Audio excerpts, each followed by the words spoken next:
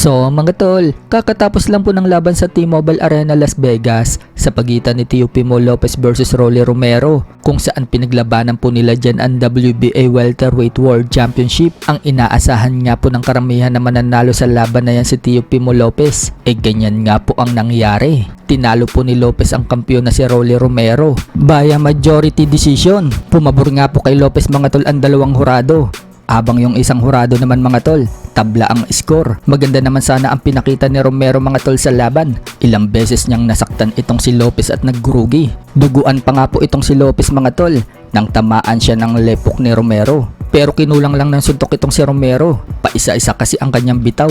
Dahil dyan mga tol, si Lopez na po ngayon ang bagong WBA Welterweight World Champion. At isa na po siyang ganap na 3 Division World Champion. Umabante na po ang record ni Lopez sa 23 wins and 2 losses, habang bumagsak naman po ang record ni Romero sa 17 wins and 3 losses. Samantala, napalaban din po dyan si Gary Antonio Russell na agaw po niya ang titulo ni Victor Santillan, ang WBA Interim Super Bantamweight title. Dinumina po ni Gary Antonio Russell itong kampiyon. Pinabagsak pa niya ito sa round 12. Dahil sa panalo ni Gary Antonio Russell, umabante na po ang record niya sa 22 wins and 1 loss with 13 knockouts. Habang yan na po ang pangatlong talo ni Victor Santillan. So tatlong magkakapatid na Russell na nga po ang naging kampiyon. Si Gary Russell Jr., si Gary Antoine Russell, at ngayon siya naman. Sa kabilang banda naman mga tol, pinilahan po si legend Manny Pacquiao ng mga banyaga habang pababa siya ng sasakyan. Hindi nga po nabigo yung mga tagahanga mga tol, at sulit na sulit ang paghihintay nila sa legend. Lahat kasi sila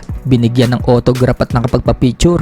At kahit saan nga po maglakad si Manny Pacquiao sa Chicago, may humihintong fans para magpa-picture sa kanya. May dalawang fans pa nga mga tol ang lumapit kay Manny Pacquiao at nag-request yung isa na magpapasuntok daw ito sa bodega habang binibidyo ng kanyang kasama. Buong akala nga po natin mga tol, lalakasan ni Manny Pacquiao yung suntok.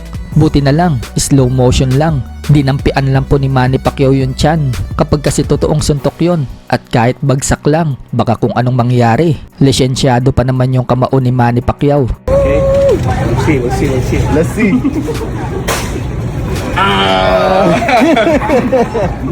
Yeah, thank you so much. Sa ibang banda naman mga tol, Alex Yala nag-update sa kanyang story sa IG kung saan papunta na po siya ng New York paghahanda niya sa tournament sa tennis sa US Open. Bukod nga po sa pagsabak niya sa single, sasabak din si Alex Yala sa double. Makakapares po niya ang lalaking tennis player na si Canadian star Felix Auger-Aliassime.